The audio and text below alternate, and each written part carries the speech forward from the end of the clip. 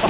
真没想到，今天我1个小时不但赚了200块，而且还得到了我最喜欢的宝贝。看最后得到的这些宝贝，我做什么用处了？太值了！今天事情是这样的，邻村大叔整理房子，需要把这些漏风的塑钢窗拆掉，准备以后更换新的断桥铝窗户。但是他家这些塑钢窗他自己也不会拆，找别人拆，人家报价600块，但我感觉有200块就能做，因为拆这个我最拿手，3个小时肯定就能搞定，3个小时赚200也是很可以的。也正是因为这个决定，才让我得到了更多的好东西。大家看最后是什么好东西？先跟我学一下怎么拆窗，以后你家里需要翻新拆窗，就能轻易的自己动手拆掉了，省下的钱咱用到别的地方，合理的消费多好。拆这个窗户也简单啊，看一下，这个塑钢窗户每扇的旁边都有一根封盖，把封盖拆下来，这个窗户往上一抬就能拿下来了。这个封盖啊，起个密封作用，看一下，拆掉就拿下来了啊，往上一抬，底下拿出来。好，拆这个塑钢就是这么简单，大家也可以试试。如果你家里以后也要更换门窗，就可以自己动手拆除了，不用再花冤枉钱了。看一下，就这么简单啊。这些窗户我只用了半个小时就拆下来了，200块也到手了。本来拿着工钱准备回家了，但是扭头看到上了年纪的大叔正在往下拆这些钢筋木头窗。这些40年前的木头窗，因为都是提前预埋在墙体里，所以也特别结实。大叔费了半天时间，却连一根钢筋都没有拆下来。想想反正上午我也没有什么事，索性帮一下。刚刚半个小时挣大叔200，拆这些就当是赠送了。也就是这个小举动，最后我居然得到了一车好东西，真是功不唐捐。说到这里，居然出现了一个知识点：功不唐捐是指付出的努力不会白费，一定会有回报。从底下切断啊，先把钢筋拿出来。看一下，钢筋切断啊，直接拿下来就行了。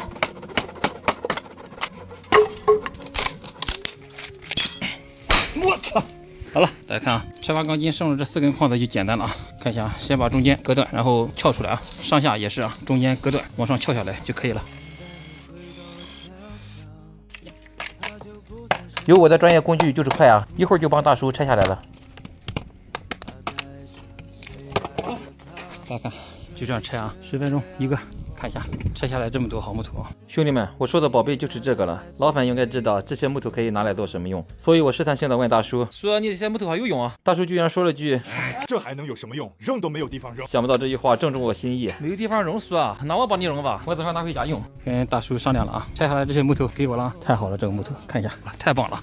兄弟们，这些宝贝木头别人没用，我拿来烧壁炉用，太好不过了。本来天气暖和了，我造的壁炉也完成它在冬天的使命了，家里的木头也正好烧完。结果山东这2天又降温，我这个壁炉又要派上用场了。正愁今晚没有木头烧呢，这不一个小小的举动，又让我得到了这么多好原料。降温的这2天，我家里边又会有烟火气了。看一下拆下多少木头。好了，按照我这个拆除方法，后面这5个木头窗户用了1个半小时就全部拆完了。拆下这些木头，我感觉壁炉2天就会烧完。这么好的火源，我岂能放过？搞定了。大叔家前面好像还有3个窗，跟大叔商量一下，帮他全部拆完，我把木头一块拉走。这回发财了！关键我的想法正符合大叔的心意，不但帮他拆了窗，而且还帮他打扫了卫生，真是一举多得呀！最后我们2个都实现了双赢，太棒了！他的窗怎么安的？1个螺丝没到。这个同行装这个铝合金窗框时螺丝都没打，可能他知道以后会拆窗的，这样我倒省事了，直接把窗户拿撬杠撬下来就行。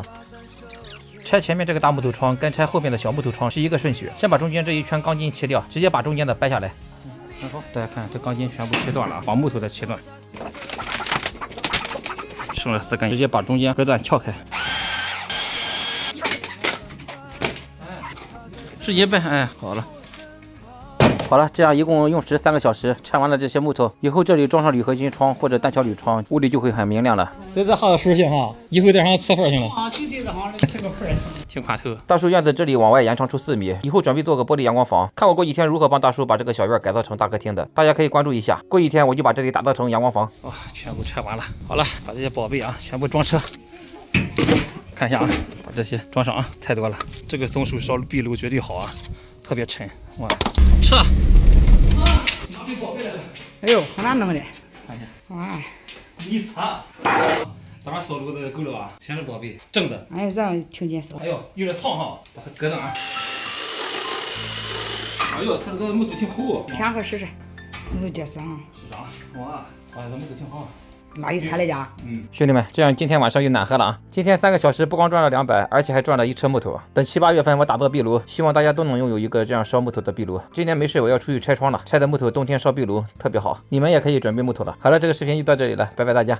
哎呦，这个火的，2次燃烧口，哇，太漂亮了！烧了1个多小时了，看一下旁边的木头都烧碎了，只剩这2块窗户料了。马上屋里快30度了，今年的壁炉使命完成。今年7、8月份造壁炉。